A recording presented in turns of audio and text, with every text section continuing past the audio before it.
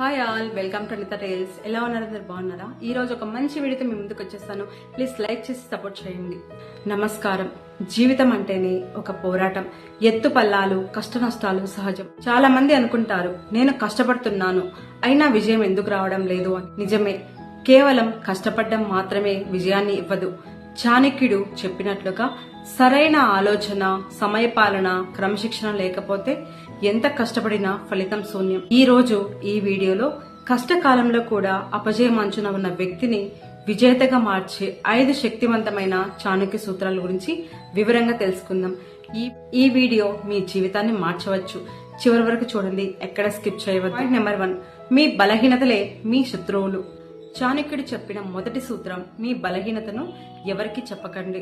అందరికీ కొన్ని లోపాలు ఉంటాయి, కానీ మీ బలహీనతలను బయట పెడితే అవతలి వారు వాటిని ఆయుధాలుగా మార్చుకొని మిమ్మల్ని దెబ్బతీసే ప్రమాదం ఉంది.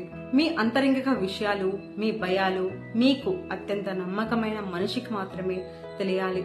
రహస్యమే మీ బలం. పాయింట్ నెంబర్ 2, ఆత్మవిశ్వాసం.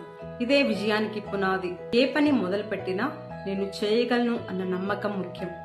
భయం మనిషిని వెనక్కి లాగుతుంది, ఆత్మవిశ్వాసం ముందుకు నడిపిస్తుంది.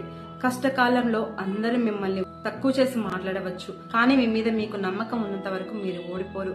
మీ ఆత్మవిశ్వాసమే సమాజంలో మీకు గౌరవాన్ని, ఉద్యోగంలో గుర్తింపును తెచ్చిపెడుతుంది. పాయింట్ నెంబర్ 3, అనవసరమైన వాదనలకు దూరంగా ఉండండి. చాలా మంది తమ శక్తిని అనవసరమైన వాదనల్లో వృధా చేస్తారు. నేను చెప్పిందే కరెక్ట్ అని నిరూపించుకోవడానికి గంటల తరబడి గొడవ పడతారు. దీనివల్ల సమయం పోతుంది, మనశ్శాంతి దెబ్బతింటుంది. చాణక్యుడు ఏమంటాడంటే, మూర్ఖులతో వాదించడం కంటే మౌనంగా ఉండి మీ పని ద్వారా సమాధానం చెప్పడం మిన్నా. మీ శక్తిని లక్ష్యంపై కేటాయించండి. పాయింట్ నెంబర్ 4, గతం ఒక పాఠం మాత్రమే. మనం చేసిన తప్పుల గురించి ఆలోచిస్తూ బాధపడితే భవిష్యత్తును కోల్పోతాం. గతం ఒక పాఠం మాత్రమే, అది జైలు కాదు. తప్పులు జరగడం సహజం, కానీ ఆ తప్పుల నుండి నేర్చుకుని వర్తమానంలో కొత్త ప్రణాళికలు సిద్ధం చేసుకున్నవాడే నిజమైన తెలివైన వాడు. గతాన్ని వదిలేయండి, కొత్త ఆలోచనల వైపు అడుగులు వేయండి. పాయింట్ నెంబర్ 5, నిరంతరం లక్ష్య సాధన. చివరిది అతి ముఖ్యమైనది, నిబద్ధత. ఒక లక్ష్యాన్ని ఎంచుకున్నాక అంకిత భావం, క్రమశిక్షణ ఉండాలి. కష్టకాలంలో మీ పట్టుదల పరీక్షించబడుతుంది. ఓటమిని చూసి భయపడకుండా పదే పదే ప్రయత్నించేవాడే విజేత అవుతాడు. మీ ప్రణాళిక పక్కాగా ఉంటే అసాధ్యమైనది ఏదీ లేదు.